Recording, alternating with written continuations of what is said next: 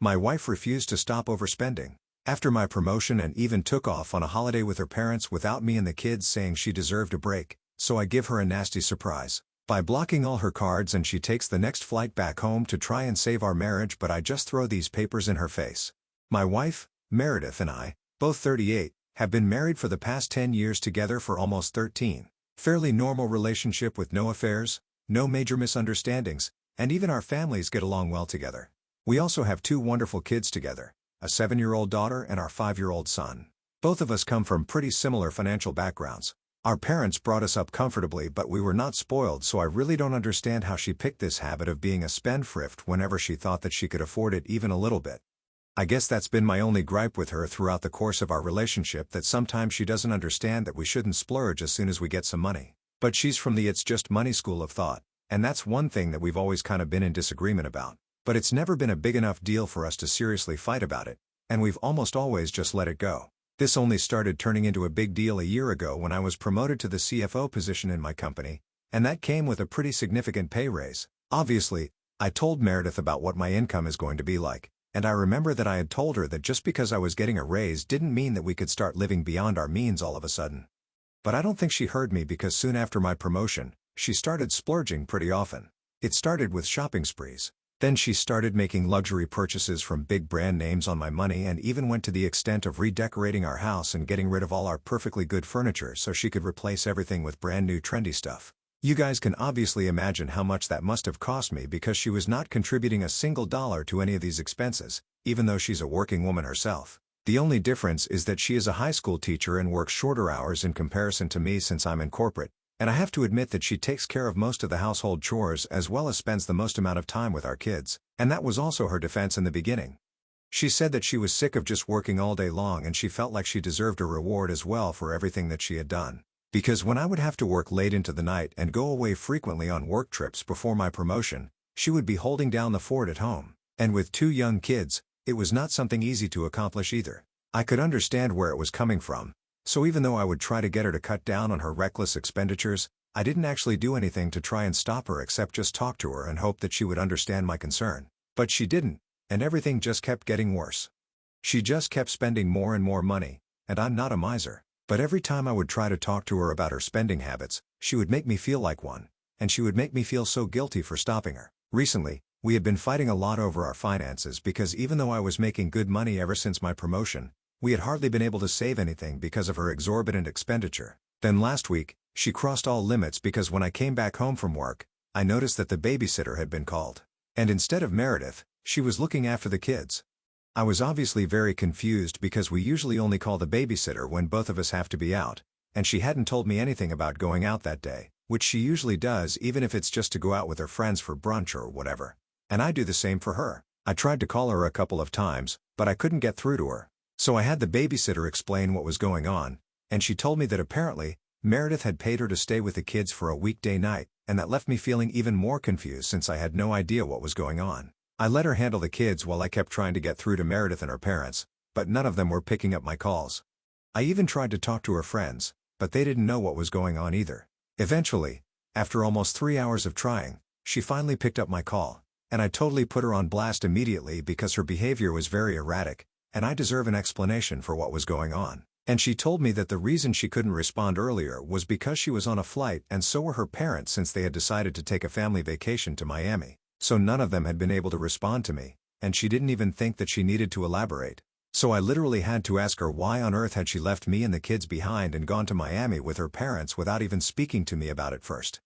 I already knew that she intended on staying there for a week, because that's what the babysitter had told me, and I started grilling her, but she did not take it kindly. Instead, she told me that I had no business speaking to her like that, because she had done everything in her power to make sure that her family was always content. But now it was time for her to do stuff for her parents as well. I tried to tell her that I didn't have a problem with her doing things for her parents, but the fact that she hadn't even thought it was important to discuss this with me first, that's what really bothered me. That had been the case for the past year. She never consulted me before making any major financial decisions, but she just cut me off rudely, telling me that she needed and deserved a break, and then she hung up. I tried to call her a couple more times, but she did not respond, and that was the last straw for me. I had been putting up with her behavior for a pretty long time. I couldn't do this anymore. So I made a few calls immediately afterwards and arranged for her cards to be blocked. The only one that worked was her own. And after it was confirmed that the cards were blocked, I started to receive phone calls and messages from her, but I muted all notifications. I then called up my friend and had him put me in touch with his divorce lawyer, explained the situation to him and told him that he immediately needed to start drawing up divorce papers for me because I had had enough. 2 days after that, she came back home, and when I opened the door, she immediately started telling me that she was really sorry about her behavior because she hadn't realized that I would feel so hurt about it. She told me that she had hopped on to the next available flight to come back home to me as soon as she had realized the gravity of her mistake, and she would have actually come back earlier. But, unfortunately, due to some storms, all flights back home had been canceled, which is why she and her parents had to wait. But now that she was finally back here, she was ready to talk to me and explain her side of the story so we could work the situation out. It was too late though, because the previous evening, my lawyer had already handed over the divorce papers to me for signing, and I just shoved these papers at her and told her that she needed to take care of this because I was done with her. While she was still reading those papers, I shut the door, and a couple of seconds later, she started screaming at me, banging on the door and begging me to open it and telling me that I couldn't do this over and over again. It hurt me a lot to do that to her, but honestly, I just couldn't take it anymore. Thankfully, our kids did not have to witness their mother breaking down like that, and neither did they have to see me ignore her while she was going through it, because I had sent them away to stay with my parents for a couple of days since I just knew that something of the sort was going to happen. Meredith kept banging on the door for about 15 minutes before she finally tired out and left, presumably to go back to her parents. Since then, for the past week, she has been trying relentlessly to get me to talk to her, but I have her muted everywhere. I haven't yet blocked her because we still have the kids to think of. And at some point, even if I do block her right now, I'm gonna have to unblock her, so it seems pointless. I have read a couple of messages out of curiosity, and it's been a mixed bag. Sometimes she's just apologizing to me profusely about what he did. Not just about this recent incident, but about everything that has been happening. She's been promising me that she's gonna try and bring her expenses under control and not be so reckless with our finances. This is most of the time, but occasionally, there is some text where she's telling me that I'm being ruthless and that I can't throw away 13 years of our relationship and a decade of our marriage over something like this, that we can still work this out if I want to. But it's just that I have to want to sort things out with her right now, and it feels like she's the only one willing to forgive and forget. Recently she sent me a message telling me that she could understand that I was mad at her, and rightfully so. But at the end of the day, we had 2 kids together and we also had to think about their welfare. She said that I was becoming too egoistic, and instead of thinking about them, I was only thinking about myself and the fact that she had made me mad. But under ordinary circumstances, most people try to work these things out instead of just for divorce, and I don't know why, but that message really stuck with me, probably because she mentioned the kids. So now all of a sudden, I found myself reevaluating the entire situation, and I've started to think that maybe I'm being too hard on her. It's not like the whole thought of divorce hasn't taken a toll on me as well. It's obviously very difficult to come to terms with, but I have to admit, I don't think I've been taking the kids into consideration as much as I should have been. I've been meeting them at my parents' place, and I'm trying to keep the situation under control. But I know that they're unhappy, and they'll be even more unhappy without their mother in their life, because in spite of all her faults, she is a pretty good mom. She wasn't lying when she said that she had always tried to make sure that everybody in our family was happy. So maybe I'm making a rash decision, AITA, for filing for divorce so soon? Update 1. Hey. So after going through the comments, I realized that there are a lot of things that I still need to talk to my wife about before jumping to such a huge decision. And not just the people in the comments, even my friends and family agree that speaking to my wife might do us good. So yesterday, I decided to reach out to her, and I told her that I would be willing to meet her for lunch and talk. We decided to keep the kids out of this, even though she really missed them and wanted to see them because of practical reasons. I don't think we'd have been able to talk if they had been around, but I have told her that she can go visit my parents anytime she wants in case she wants to see them. Coming to what we talked about, it was very awkward at first, but then she jumped right into it and started apologizing to me for everything. She explained to me her side of things and told me that she thought I was always being very stingy with money instead of just trying to enjoy our lives. But the truth is, she really did have a problem with overspending. And for so long, she had been in denial of it because she thought of herself as the perfect wife, and she was not willing to admit that this was a problem she had. Besides, she also felt like due to my work, I would never be able to spend enough time with my family or at home. And in some messed up way, she was always just trying to keep herself occupied since she was really lonely. And that was something that we had discussed before. She was a high school teacher, and even though her hours were relatively shorter, she would have to spend the rest of her time at home every day because she didn't have a lot of friends. All her other friends would either stay busy during the week or all the weekends. She really wanted to spend time with us because those were the only days that I would get to spend with my family. This is why she hadn't exactly been able to develop any meaningful friendships with anyone over the past 10 years after we got married and had our kids. And whatever he had before that, they started drifting apart, and now she only gets to meet them occasionally. She told me that she thought that she was compensating for all that loneliness and boredom by going shopping because retail therapy is the one thing that actually did bring her a lot of happiness. She got busy with redecorating our house, shopping sprees and pledges and all that stuff because it kept her busy, and for some reason, she used to feel like she had done something productive with her time and money. It's just that she never seemed to realize that she would go over the normal limits of spending, and that's what led to so many fights between us. She told me that she was really sorry about it and said that she should have spoken to me about it, but she found it very difficult to admit to herself even that this was an actual problem now. She had started crying while telling me this, and I could actually understand just how lonely she had become because it's true that after marriage and kids, she hardly had any time for herself. And I have to acknowledge the fact that a large part of this, if not all, was because of all the sacrifices that she had made for me and our family. When we had our eldest, she cut down on so much time with her friends and family because somebody had to stay home in the evenings and finish up all the work at home. Because when I would come back home, it would be pretty late and it would be almost impossible to split the chores or hand over the responsibilities of our baby to me because that's how exhausted I would be. And then when we had our second child, she went above and beyond to handle 2 kids and the responsibility of the household so that I wouldn't face any trouble. Of course, it was teamwork, but she was still part of the team and she did her role amazingly well. So while we were talking, it really hit me that we have spent 10 years of our life together, making sure that our family was happy. I decided that I just couldn't throw away all those years together randomly just because I was upset about something. Yes, I was angry, and I was extremely hurt by her behavior, but she was acknowledging the problem here, and she was willing to change. So I decided that I owed it to her and our kids to at least try and make this marriage work. I tried to calm her down while she was crying, and I told her that I was willing to work on our marriage, but for now, I believe that it would be for the best if we spent a couple of days apart just to cool off, and she agreed. We were both being realistic because we had just had a huge disagreement, probably one of our biggest because, of course, I literally went ahead and spoke to a lawyer. That's a huge deal and I think some time apart to reflect on our behavior will do us some good. But I couldn't expect her to stay away from the kids for that long. So, of course, I had to tell her that they were staying with her in-laws, and I told her that she could go visit them any time that she pleased. She was pretty happy with my decision, and we ended the meeting on a good note. We also decided that exactly 1 week later, we were going to meet again. And in the meantime, I was going to speak to my lawyer so I could cancel the divorce proceedings. Update 2. Hi. So Meredith and I met again yesterday. We have stayed in touch for the past week, and both of us have acknowledged that our marriage is not perfect. It hasn't been that way for a very long time and that we really need to work on it. So together, we decided that we were going to see a marriage counselor, but somehow we were going to make it work and it shouldn't be a difficult task given the fact that both of us agree that we still love each other. As long as we can agree on that one thing, it doesn't matter what we're going through. We can sort it all out. This past week that we spent apart really gave me a lot of insight and a lot of time to think about how I had spent most of my life.